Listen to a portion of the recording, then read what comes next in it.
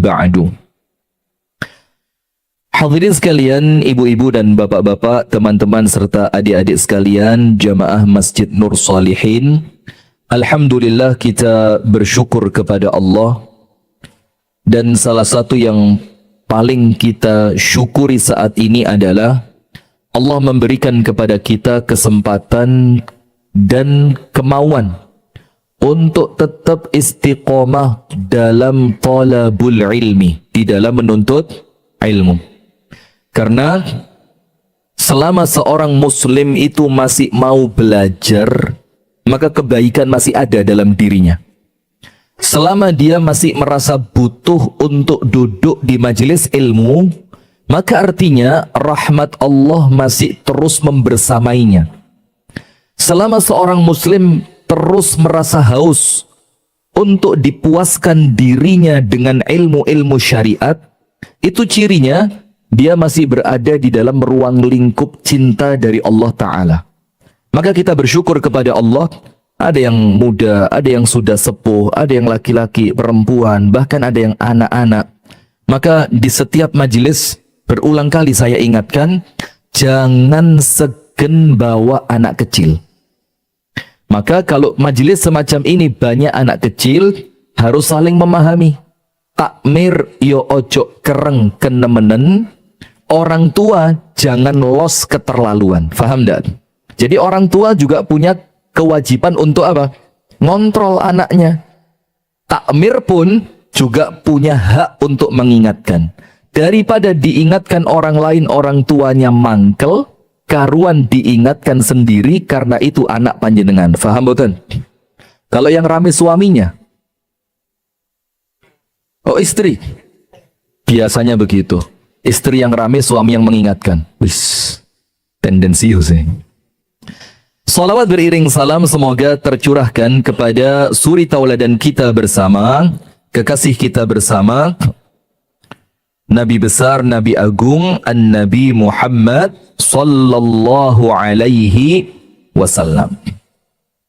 Beserta seluruh keluarganya, beserta seluruh istrinya, beserta seluruh sahabatnya, dan termasuk bersambung salawat dan salam itu untuk kita semua sebagai umatnya yang tidak pernah lelah meniti jalannya. Saya awali kajian ini dengan satu kalimah hikmah dari Asy-Syaikh Nasiruddin Al-Albani rahimahullahu ta'ala rahmatan wasi'ah. Ada satu kalimat yang perlu kita tulis dengan tinta emas. Kita tulis di buku-buku pelajaran kita, kita masukkan ke dalam fikiran dan hati kita, supaya kita tidak sempat bosan untuk ibadah. Tidak sempat bosan. Namanya manusia kan ya ada titik jenuhnya. Namanya dalam Islam itu futur. Futur itu biasa. Futur itu artinya keadaan yang menurun setelah sebelumnya begitu kuat. Itu namanya apa?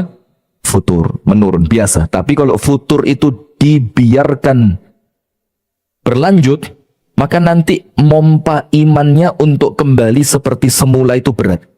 Maka ketika futur itu dilawan. Maka begini, Asy-Syaikh Nasiruddin Al-Albani mengatakan, At-tariqu ilallahi tawil. Jalan untuk kita menuju Allah itu panjang sekali. Jalannya panjang. At-tariqu ilallahi tawil. Dan antum bisa buka di kitab-kitabnya para ulama tentang apa? As-sayru ilallah. Laisa sayrul abdan bal sayrul qulub. Orang kalau berjalan menuju Allah itu yang bergerak pada hakikatnya bukan fisiknya, tapi pergerakan itu ada di dalam hatinya. Nah, maka Asy-Syaikh Nasiruddin Al-Albani mengatakan jalan menuju kepada Allah itu jalannya panjang. Wa nahnu namshi fihi kasulhafat. Sementara kita ini berjalannya di jalan yang rutenya panjang tadi, melakune koyok keong. Sulhafat itu kura-kura. Tapi kalau diterjemahkan bebas, lebih tepatnya seperti apa? Keong, karena keong itu di tempat kita untuk orang yang lemot. Lemot itu dibilang kayak apa? Keong. Maka beliau mengingatkan kita, walaisatil ghayatu an nasilan nihayah. Maka ingat, fahami, perhatikan dengan baik. tujuan kita bukan sampai di ujung perjalanan, enggak. Karena menurut beliau enggak akan sampai. Jalannya panjang, kita berjalan dengan cara yang sangat lambat. Itu pun kalau jalan terus. Terkadang sih ketutup males, ketutup sakit, ketutup bad mood. Iya benda. Ketutup refreshing, segala macam. Ini kalau jalan terus saja, jalannya seperti keong enggak mungkin nyampe. Apalagi sering berhenti. Maka Syekh Al-Albani mengatakan, walaisatil ghayatu an nasilan nihaya. Maka tujuan kita bukannya sampai di garis finish, enggak. Terus tujuannya apa? Walakinnal ghayatu, tapi tujuan kita adalah an namuta wa nahnu ala hadzal tariq. Tujuan kita itu nanti kita ini wafatnya biiznillah di atas jalan ini. Walaupun belum sampai. Tapi minimal kita berjalan di atas jalan ilmu ini sampai kapan? Sampai mati. Maka Al-Imam Ahmad Ibnu Hanbal rahimahullah itu mengatakan apa? Ketika ditanya sama seseorang, ila mata tatlubul ilma, mau sampai kapan cari ilmu terus? Wis tuwe, ilmumu wis akeh. Kalaupun niatmu untuk menyebarkannya kembali, waktumu sudah tidak cukup. Apa kata Imam Ahmad? Ilal maut, saya akan terus masuk sini. Sudah sini, tidak usah tolak-tolak. Nah ini bu, ini orangnya nih. Wong ya teko akhirnya. Coba ndak dekengan pusat itu saya suruh duduk di Ondo. Karena dekengan pusat aja nih. Sampai mana tadi? Wis enak-enak, ritmenya bagus, rusak wis. Nah maka kata Imam Ahmad, ilal maut, sampai kapan? Sampai mati.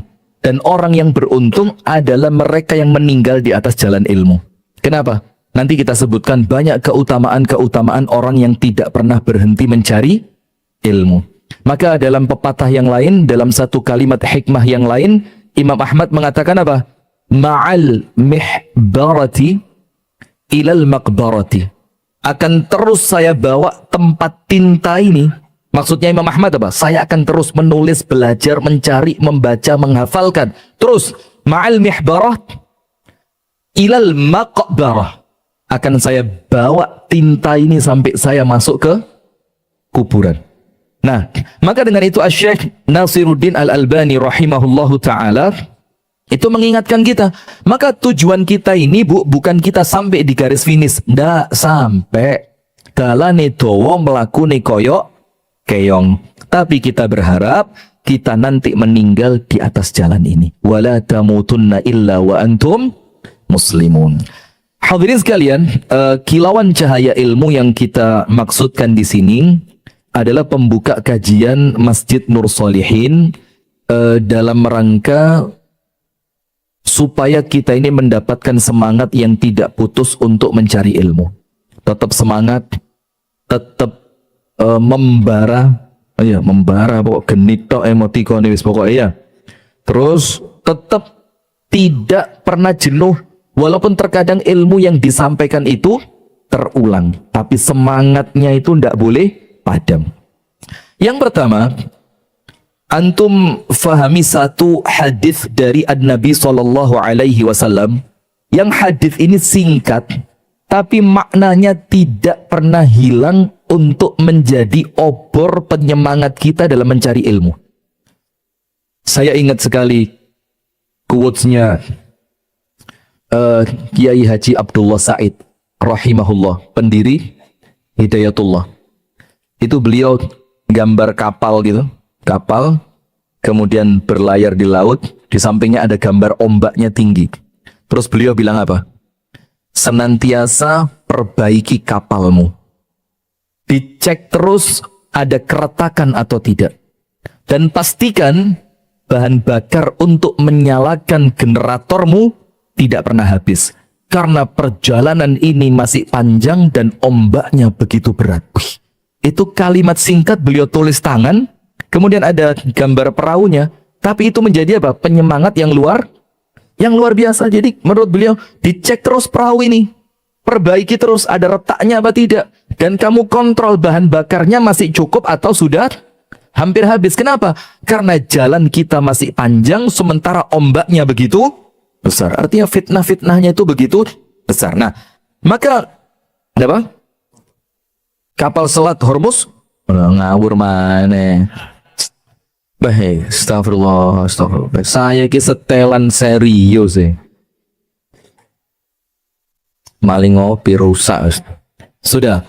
Maka begini, satu hadis sebagai pembuka. Hadisnya singkat dan saya yakin panjenengan sampun hafal. Minimal kalaupun belum hafal, panjenengan sudah akrab dengan hadis ini. Hadisnya berbunyi, "Man yuridillahu bihi khairan yufaqihhu fiddin." Orang yang Allah menghendaki kebaikan untuknya, untuk orang itu, untuk man tadi, maka Allah akan menjadikan orang tersebut faqih di dalam urusan agama. Faqih itu ngerti, faham, dan mampu mengamalkan. Itu orang yang oleh Allah diinginkan kebaikan untuknya. Sementara kalau kita itu ngerti, faham agama itu tidak mungkin muncul seperti surat Al-Kahfi, wa atainahu min ladunna ilma, ilmu laduni yang Allah berikan kepada siapa? Sayyiduna Khadir. Nanti kita sampaikan juga. Kalau untuk orang model kita, Pak, jauh dari itu, Pak. Jauh. Karena ilmu yang Allah berikan itu khusus untuk orang-orang bertakwa. Wattaqullah wa yu'allimukumullah. Bertakwalah kepada Allah, maka Allah ajarkan ilmu kepadamu. Khadir, takwanya luar biasa. Ibadahnya luar biasa. Istiqomahnya luar biasa. Orang yang dipilih oleh Allah. Maka Allah mengatakan dalam Al-Kahfi, wa atainahu min ladunna ilma. Kami berikan untuknya ilmu dari sisi kami. Maka disebut ilmunya ilmu apa? Laduni. Sampai kalau kita tidak percaya, Syekhul Islam Ibnu Taimiyah itu menjelaskan mengenai ilmu laduni tadi. Ilmu yang didapatkan dengan tiba-tiba, moro-moro dapat ilham. Saya tanya sama antum sekarang, kalau tidak ada ilmu laduni itu, yang pertama menemukan minyak bumi itu siapa?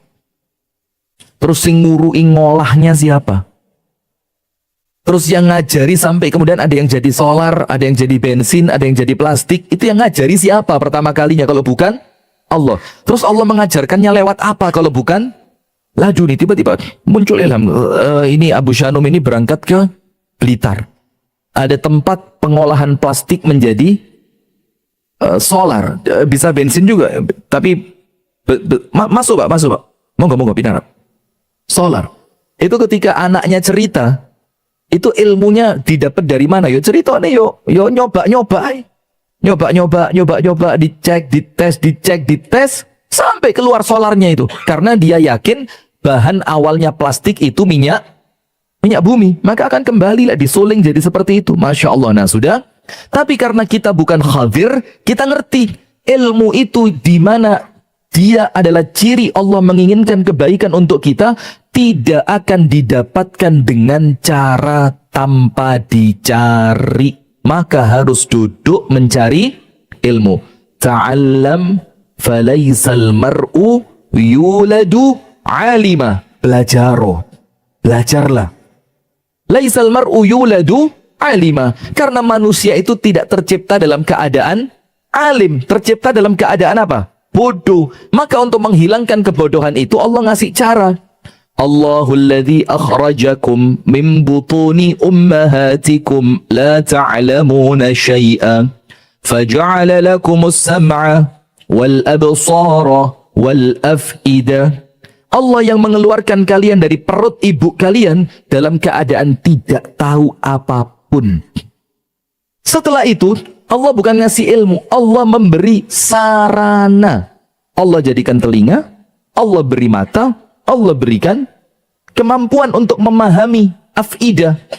Nah, maka dengan itu Allah akan menanyakan kepada kita, ini sarananya sudah diberi, kenapa kamu tidak mau cari ilmu? Nah, maka kalimat barang siapa yang Allah menginginkan kebaikan untuknya, maka Allah menjadikannya mengerti ilmu, itu dalil wajibnya mencari ilmu untuk orang yang kepingin mendapatkan kebaikan dari Allah.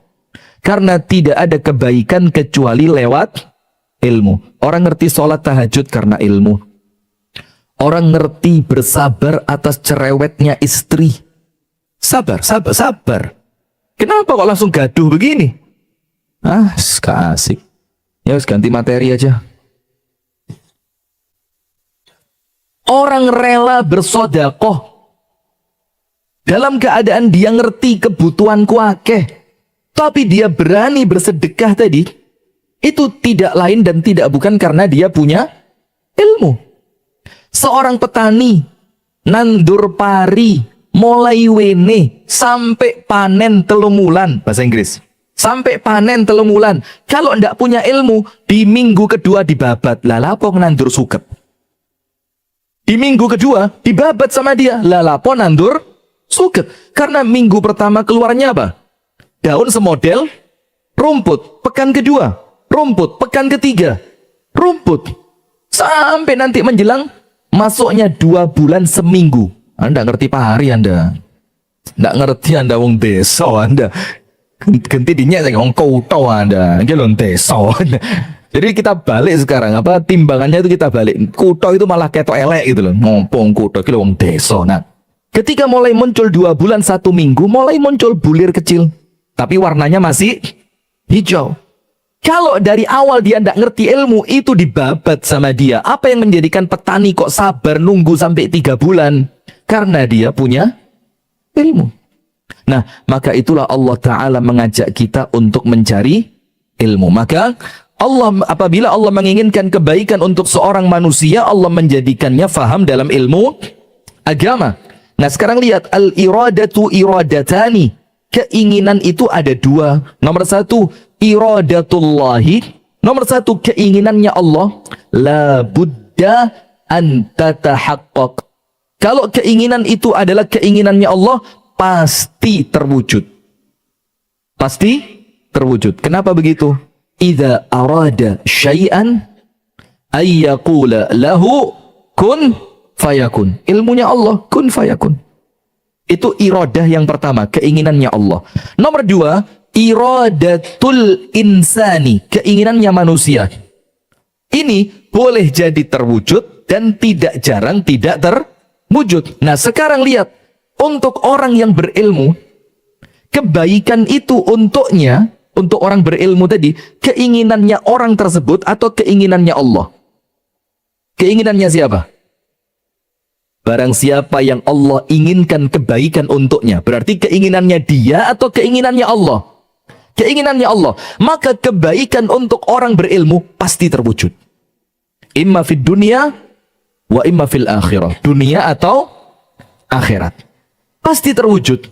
Nah, maka dengan itu kalau ingin meraih kebaikan yang tidak mungkin gagal, jalannya cuma satu. Kebaikan itu Allah datangkan lewat ilmu. Man yuridillahu bihi khairan yufaqihu fid din. Asy-Syaikh Abdul Aziz Ibnu Baz rahimahullahu taala mengatakan, ketika beliau menafsirkan hadis ini, beliau mengatakan wa mafhumul mukhalafati, maka cara berpikir secara terbaliknya, kalau orang Allah kepingin dia baik diberi ilmu, maka kalau ada orang yang Allah tidak kepingin dia baik, dijauhkan dari ilmu. Dijauhkan dari ilmu. Apa artinya? 3. Nomor 1, tidak mau mencari ilmu dan duduk di majelis ilmu. Nomor 1. Jadi kalau sudah mulai muncul kemalasan untuk datang ke majelis ilmu, ingat toh hadis ini. Jangan-jangan Allah sedang tidak menginginkan saya berada di dalam kebaikan. Dilawan. Nomor 2, tidak didekatkan dengan ahli ilmu. Tidak didekatkan dengan ahli ilmu. Wes gak gelem golek ilmu, gak gelem nyedek kepada para ulama. Yang ketiga, tidak mampu mengamalkan ilmu. Itu ciri orang yang oleh Allah tidak diinginkan kebaikan untuknya. Dan kebaikan yang Allah maksud, itu tidak mesti orangnya kudu sugih ya. Boleh jadi orang yang tidak berilmu itu di dunia kaya raya. Boleh jadi orang yang tidak berilmu tersebut, boleh jadi ulang tahunnya di Paris. Boleh jadi. Pokoknya ada. Bisa jadi.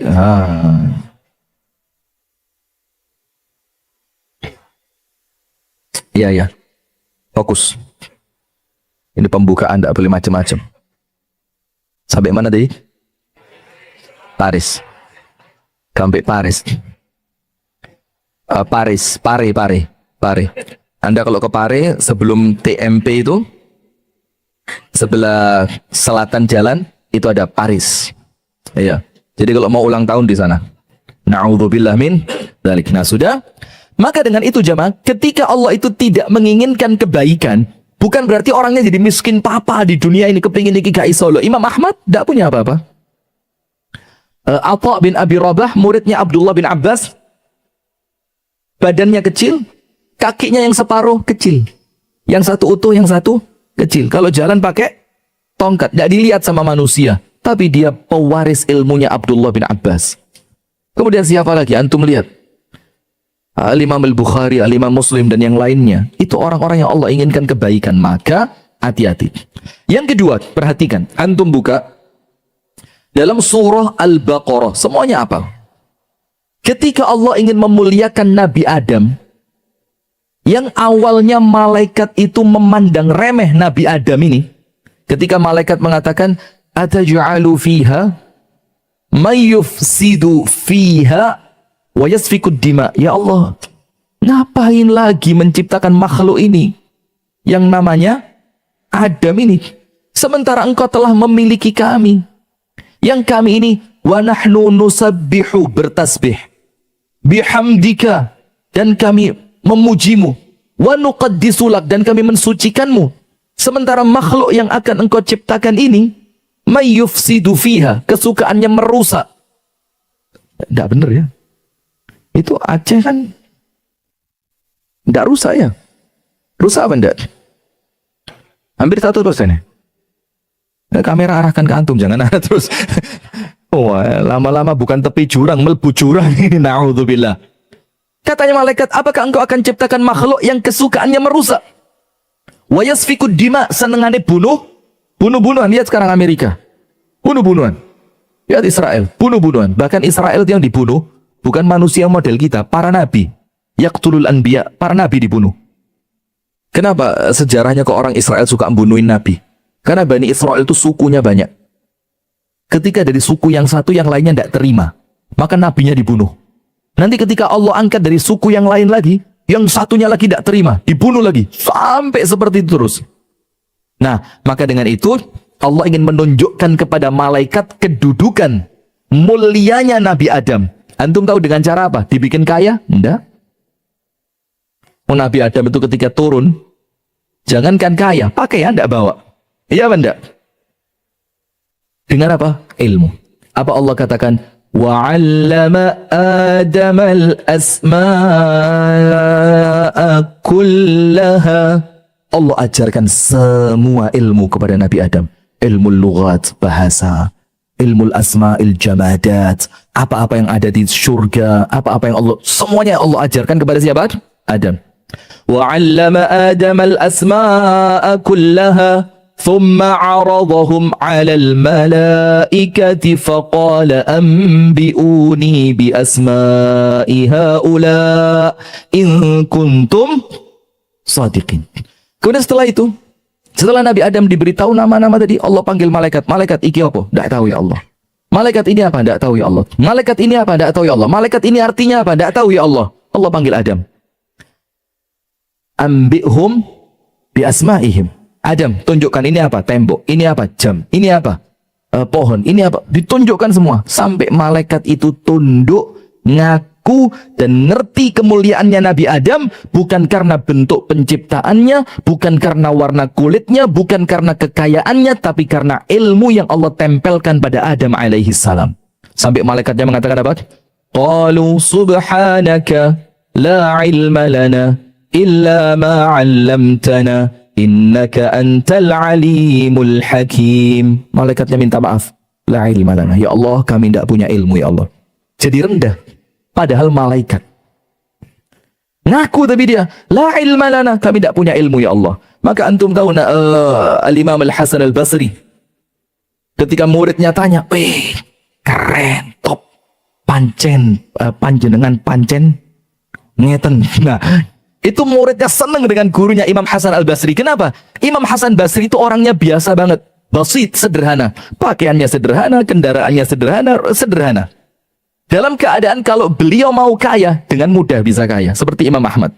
Antum cek sejarahnya Imam Ahmad itu. Imam Ahmad itu sampai pernah terpaksa menerima pemberian hanya gara-gara khawatir dihukum. Coba tidak khawatir dihukum gitu, gak diterima pemberian itu. Kita sekarang ngancam uang untuk dikasih kayak kota hukum. Masya Allah. Ya. Ini barusan bupati dekat sini ya. Dekat sini. Yang daerah terkenal satenya juga. Ternyata suka malakin. Lanjut.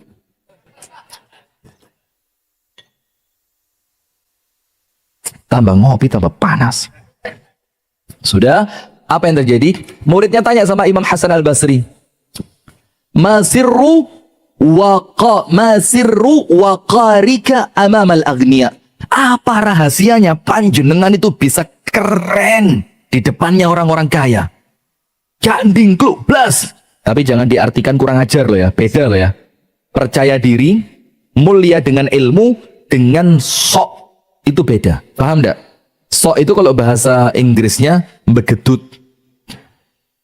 Antum cek di kamus English. Tapi English yang slang, jangan English yang madrasah. Kalau English madrasah enggak ketemu tuh. Ini English yang orang Inggris pun enggak ngerti. Terus bahasa mana ya? Itu begitu beda, kurang ajar itu beda. Apa kata Imam Hasan Al-Basri? Beliau mengatakan, mereka orang-orang kaya itu yahtajuna ma'indi. Mereka butuh apa yang saya punya. Mereka kalau mau mati tanya ke saya, tobati ya apa? Mereka kalau mati anak-anaknya datang ke saya, nyolati ya apa? Mereka kalau mau berangkat haji kepengen nebus dosa dalam tanda kutip. Mereka tanya manasiknya sama saya, yahtajuna ma'indi. Mereka butuh apa yang saya punya. Wala ahtaju ma'indahum. Dalam keadaan saya tidak butuh dengan apa yang mereka punya. Ini loh Pak. Jadi kemuliaannya ilmu itu apa? Kelihatan. Nah, maka sekelas malaikat saja itu bisa turun di depan Nabi Adam. Karena apa? Yang satu punya ilmu, yang satu tidak punya ilmu. Sampai malaikatnya nyerah. Qalu subhanaka la ilma lana illa ma 'allamtana innaka antal alimul hakim. Ya Allah, kami ngaku, ya Allah, kami tidak punya ilmu kecuali apa yang engkau berikan kepada kami, dan engkaulah zat yang paling alim dan engkaulah zat yang paling bijaksana. Itu ilmu iso ngangkat. Kemudian jangankan malaikat, makhluk kecil, burung hudhud. Tahu hudhud? Maka bahasa basinya orang Arab, ya bahasa basi ya. Kalau disuruh ceramah, di depannya itu orang-orang hebat semua. Itu bilang apa? Wa ukrihu an atakallama amamakum kama karihal hudhud an yatakallama amama Sulaiman. Kata Bais, saya ini terpaksa ngomong di depan panjenengan sebagaimana seekor burung hudhud harus ngomong di depan Sulaiman. Pret. Ini gaya-gaya bahasa basi kamu gak usum. Ini kalau 10 tahun yang lalu masih masuk ini. Seperti ustadz-ustadz kalau kumpul gitu ya. Terus salah satu suruh ngomong duluan, saya ini bagaikan debu yang dibutuhkan ketika tidak ada air. Tapi kalau air-airnya sudah terkumpul, maka debu tidak dibutuhkan. Wis lah, gak usah basa-basi, ngomong. Antum tak lagi kalau mau disuruh doa, antum, ya antum. Cekelan bikin dungo wis. Sewan setengah jam suruh-surungan mik dungo, antum. Dungo sekarang karena tawadhu itu bukan tasannu'. Tasondo itu apa? Digai-gai. Tawadhu itu opo anane. Memang hatinya tunduk di depan manusia yang lainnya, tidak merasa lebih hebat. Itu sekarang tawadhu'nya itu apa? Tawadhu untuk irtifa. Tawadhu cek ketok keren.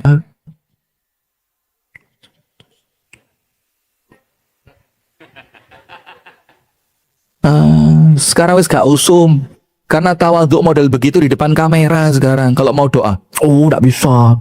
Yang lebih sepuh yang berdoa. Enggak bisa. Yang sepuh banyak dosa. Yang lebih muda dosanya lebih sedikit. Allahumma sholli ala Muhammad. Sudah. Jangankan malaikat, manusia. Ini burung kecil. Namanya burung apa? Hudhud. Bisa nampak dalam tanda kutip lebih mulia dari seorang nabi, yang nabi itu hampir tidak punya ujian. Nabi Sulaiman ujiannya apa yuk? Apa ujiannya Nabi Sulaiman? Hah? Siapa anaknya Nabi Sulaiman? Hah? No. Nabi Sulaiman selamat dunia, selamat akhirat. Maka kalau minta diuji seperti Sulaiman. Ya Allah, ujilah saya seperti ujiannya Nabi Sulaiman, ya Allah. Tapi selamat dunia, selamat akhirat. Soge, mulyo, rojo, opo sing dikarepi, keturutan, tapi matinya masuk surga. Kecil dimanja, muda foya-foya, tua kaya raya, mati masuk. Mau begitu? Rano. Sudah, antum cek tentang Hudhud dengan Nabi Sulaiman.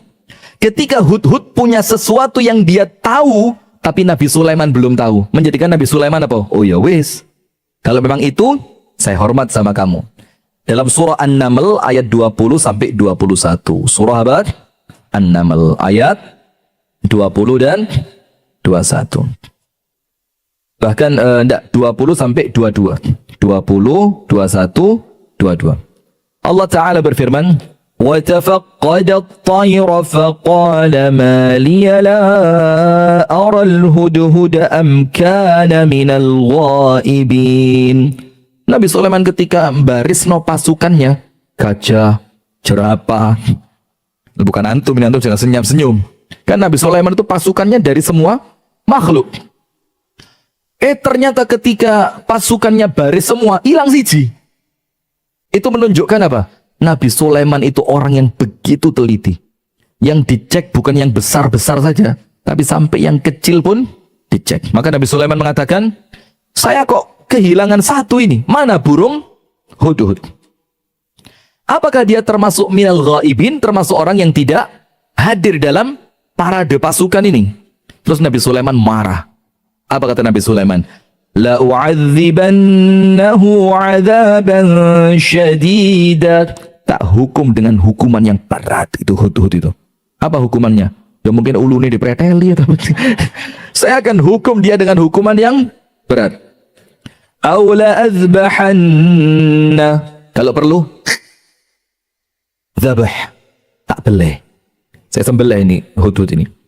Aula ya'tiyanni bisultanim mubin. Kecuali kalau dia datang membawa alasan yang benar. Ini menunjukkan apa? Ada uzur. Tidak setiap hukuman itu saklek. Ada beberapa kondisi yang kita perlu apa? Toleransi. Maka kata Nabi Sulaiman, atau kalau dia datang membawa alasan yang jelas. Kemudian ayat yang ke-22, فَمَكَثَ غَيْرَ بَعِيدٍ فَقَالَ أَحَدتُّ بِمَا لَمْ تُحِطْ بِهِ وَجِئْتُكَ مِنْ سَبَإٍ بِنَبَإٍ يَقِينٍ. Tidak lama setelah Nabi Sulaiman itu mencari Hudhud, tiba-tiba Hudhud datang. Tiba-tiba ngomong apa? Sulaiman, sabar dulu. Sabar. Hudhudnya bilang gitu, dibilang apa? Ahadtu bima lam tuhid bih. Saya mendapatkan satu ilmu yang ilmu itu kamu belum punya. Ini ngomong di depan siapa? Nabi. Yang ngomong siapa? Manuk cili. Nggak sanggup yang guyu. Lah burung burung Hudhud yang kecil sekali. Hanya gara-gara dia memiliki ilmu yang Sulaiman belum punya, dia selamat. Maka dengan ini antum buka kitab tafsirnya para ulama. Ilmu itu sabilun najat, jalan keselamatan. Maka Hudhud ini dengan bangganya dia bilang, ahadtu bima lam tuhid bih. Aku tahu satu ilmu yang kamu belum tahu. Waji'tuka min saba'in binaba'in yaqin. Dan aku datang kepadamu dari negeri Saba dengan berita yang meyakinkan. Apa beritanya? Ada seorang ratu yang dimuliakan di negerinya, tapi ternyata dia tidak menyembah Allah. Karena ilmu itu, seekor burung Hudhud di saat itu menjadi lebih mulia dibanding Nabi Sulaiman. Karena apa? Ilmu. Kemudian masih pada surah An-Naml pada ayat yang ke-15 tentang Daud dan Sulaiman, bapak dan anak. Keduanya menjadi mulia bukan sekedar karena kekayaannya. Nabi Daud luar biasa kaya raya.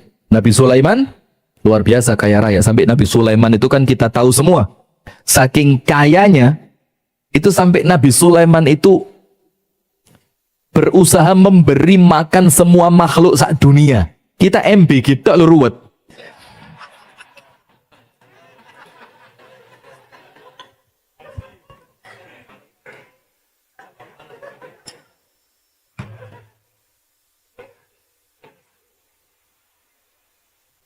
Tit gitu enggak? Ada ya tit. Oh baru saja. Nabi Sulaiman Masya Allah sak dunia mau dikasih makan. Saking merasa apa? Kayanya. Lah ini subhanallah itu sak dunia. Dan yang dikasih makan apa? Binatang. Antum tahu gajah sekali makan berapa kilo? Lah ini mek sak kotak cilik. Rego 15.000 rawat keracunan nabrak berapa? Kamera. Berapa ribu mas? Berapa ribu mas? Jangan sembunyi. Berapa ribu? Ini orangnya ini yang ngomong. 8.000. Ini namanya Rio, rumahnya di sana loh, keras. Kalau perlu nanti saya kasih infonya. Nomor sudah, ini Nabi Sulaiman subhanallah saking kayanya. Tapi ketika Allah menceritakan kemuliaan Nabi Daud dan Nabi Sulaiman, Allah tidak mengatakan tentang hartanya. Apa Allah katakan yang menjadikan mereka mulia? Allah berfirman, "Wa laqad atayna Dawud wa Sulaimana ilma." Apa? Ilma. Dan sungguh kami telah memberikan kepada Dawud dan Sulaiman ilmu. Wa qala alhamdulillahilladzi faddalana ala katsirin min ibadihil mu'minin. Kemudian mereka berdua, Daud dan Sulaiman, mengatakan apa? Alhamdulillah, segala puji bagi Allah yang telah memuliakan kita, Daud dan Sulaiman, ala kathirin, dibandingkan banyaknya, min ibadihi, hamba-hamba Allah yang beriman. Berarti iman tanpa ilmu tidak menjadi mulia. Maka antum lihat, yarfa'illahu alladhina amanu walladhina yarfa'illahu alladhina amanu minkum walladhina utul ilma darajat. Bergabung antara iman dan ilmu baru meningkat. Maka dalam surat An-Naml 15 ketika Allah menceritakan kemuliaannya Daud dan Sulaiman, yang Allah ceritakan apanya? Ilmunya. Yang Allah ceritakan adalah ilmunya. Kemudian antum perhatikan surat Al-Baqarah 234. Bagaimana ilmu itu menjadikan seseorang berkilau. Tapi berkilau itu ya bukan glowing, gak harus glowing ya. Banyak sekarang komen-komen di YouTube, di TikTok, Instagram. Wajah tidak mencerminkan ulama, kukulen. Wajahnya kusem. Wajahnya, dia tidak dilihat dari situ. Antum tahu ketika Sulaiman bin Abdul Malik bin Marwan itu ngangkat Atha bin Abi Rabah jadi ulama. Itu tidak ada bentuk ulama itu tidak ada di tubuhnya Atha bin Abi Rabah.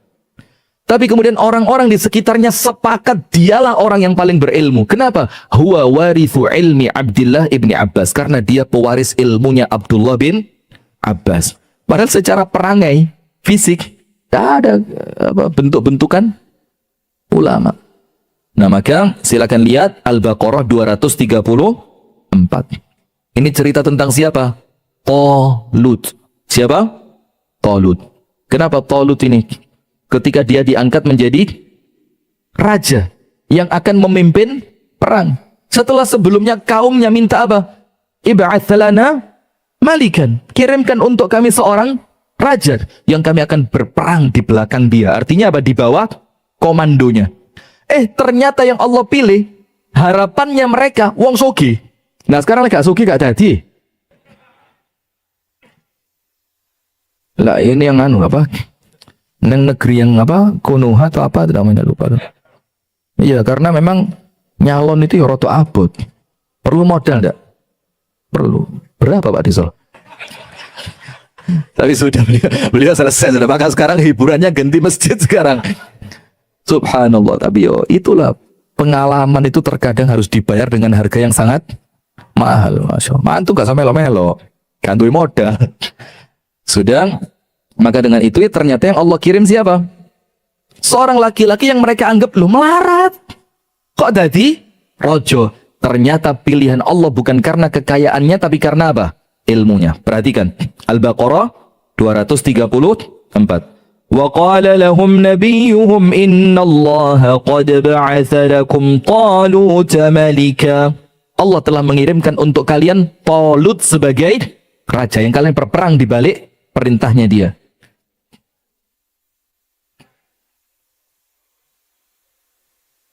Dua empat tujuh ya. Naam. Di sini 247. Saya tulis 234. Barakallahu fiik. Al-Baqarah berapa? 247. Ini murid yang baik ini, luar biasa. Saya ngetes tadi. Ngetes. Saya lihat Anda itu bawa Quran enggak itu. Emang lanang gak harus bawa Quran. Manut kok. Antum tahu tapi diem dah antum. Kalah sama ibu-ibu. Jadi cara ngelesnya begitu. Astagfirullah ya. 247. Nabi mereka mengatakan kepada mereka, Allah telah mengirim kepada kalian seorang raja bernama siapa?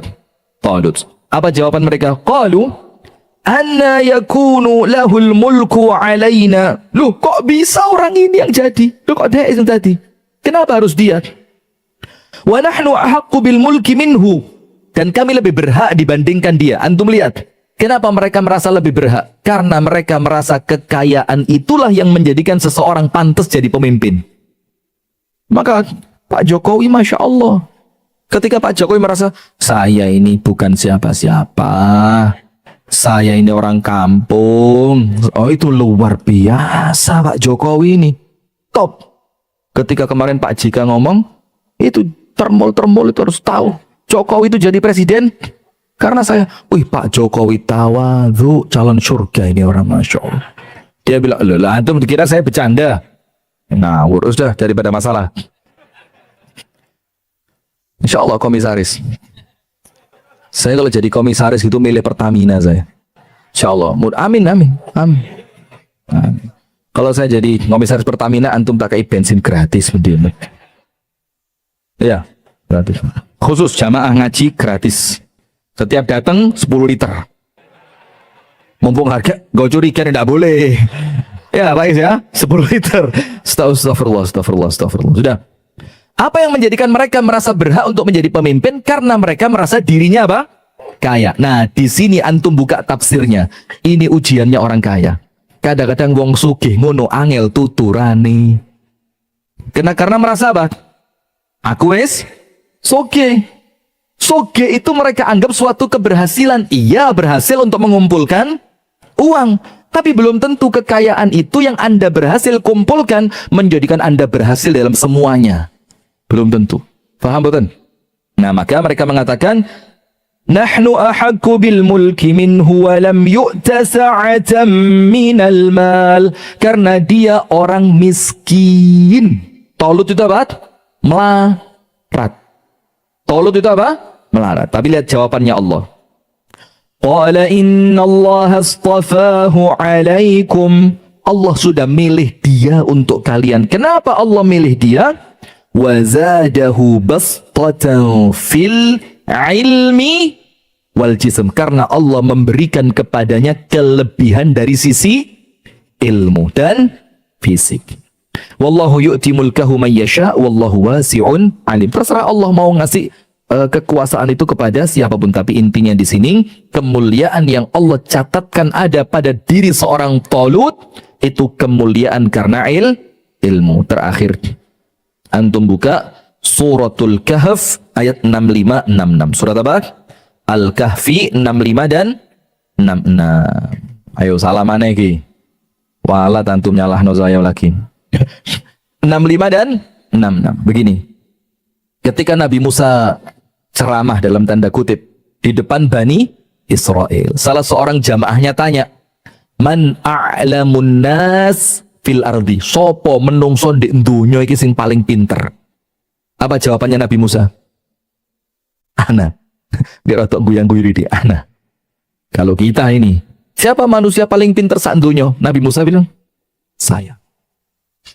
Fa'atabahu Allah ala annahu lam yuradda al-ilma ila Allah. Maka Allah sedikit mencelanya dalam tanda kutip ya, karena kalimat mencela itu tidak cocok buat Nabi. Karena apa? Karena dia tidak mengembalikan ilmu itu kepada siapa? Allah. Maka apa yang terjadi? Allah katakan, "Ndak Musa, ada satu orang di dunia lebih lebih berilmu dibanding kamu. Kaget Nabi Musa. Sampai Khadir itu yang diceritakan dalam Al-Kahfi ini, itu kan para ulama berselisih. Apakah dia seorang nabi, ataukah dia orang soleh yang oleh Allah diberi karunia ilmu. Dan saya pribadi condong pada pendapat yang Khadir itu bukan nabi. Yang Khadir itu bukan nabi. Tujuannya apa? Untuk menunjukkan ilmu itu dicari dari siapapun. Ini nabi datang merendahkan diri, manut untuk ikut kepada Khadir yang dia bukan nabi. Hanya karena Khadir punya apa? Ilmu. Sampai sama Khadir dikasih syarat. Wa kaifa tasbiru ala ma lam tuhid bihi khubra. Tidak kuat kamu ikut sama saya Musa, karena kamu tidak akan sabar. Dan bagaimana kamu sabar atas sesuatu yang kamu belum punya ilmunya? Nabi Musa ngotot, sabar. Ya wis. Kalau begitu jangan tanya. Ojo takong. Udah pertama perahu di bolong. Apa iki perahu di bolong? Kowe wong melarat. Kata. Satu. Dalam lagi lewat anak kecil dibunuh. Kaifa kamu membunuh anak kecil yang tidak bersalah? 2. 3. Jika ada tembok yang mau roboh. Padahal sebelumnya minta makan di kampung itu sama penduduk kampung tidak dikasih. Maka Musa bilang, "Lau syi'ta lattakhadta 'alaihi ajr." Kalau kamu mau dapat bayaran dan dani tembok ini. Belum. Wis hadza firaqu baini wa bainik, sa'unabbi'uka bi ta'wili ma lam tastati' 'alaihi sabrat. Tak ceritani kamu atas apa yang kamu tidak mampu sabar. Itu Nabi sampai merendahkan diri kepada seorang manusia yang bukan Nabi hanya karena dia lebih mulia dengan dia oleh Allah diberi ilmu. Fawajada 'abdan min 'ibadina atainahu rahmatan min 'indina wa 'allamnahu min ladunna 'ilma. Qala lahu Musa hal attabi'uka 'ala an tu'allimani mimma 'ullimta rusyda. Boleh ndak saya ikut sama panjenengan supaya saya belajar sesuatu yang panjenengan tahu tapi saya belum tahu. Nah, itu jamaah sedikit kita sampaikan mengenai ilmu itu menjadikan seseorang itu mulia. Kalau ngomong hadisnya barang siapa meniti satu jalan antum wis ngelontok. Kalau kita ngomong penuntut ilmu itu sampai ikan-ikan di lautan memohonkan ampun, antum wis ngelontok. Tapi nanti antum pulang, antum cek lagi ayat-ayatnya tadi, direnungkan, ditadabur pelan-pelan. Tujuannya apa? Karena ternyata dari semua kemuliaan di dunia, Allah meletakkan kemuliaan itu pada ilmu. Maka dengan itu duduk cari ilmu, belajar cari ilmu, mendengarkan ilmu, menghafal ilmu, berusaha memahami ilmu yang insya Allah dengan semua itu Allah subhanahu wa ta'ala akan menjadikan kita orang yang mulia dunia sampai akhirat. Amin ya rabbal alamin. Semoga ada manfaatnya. Itu yang dapat kami sampaikan di malam hari ini. Insya Allah kita lanjutkan pada kajian-kajian rutin di Masjid Nur Salihin. Jadi nanti insya Allah kajian-kajiannya sudah mulai rutin dibuka kembali. Mulai nanti diawali hari Sabtu ya. Sabtu subuh bersama Ustadz Khalil Bustami. Dan diawali qiyamul lail dulu. Mulai jam 2:30 TET sampai selesai.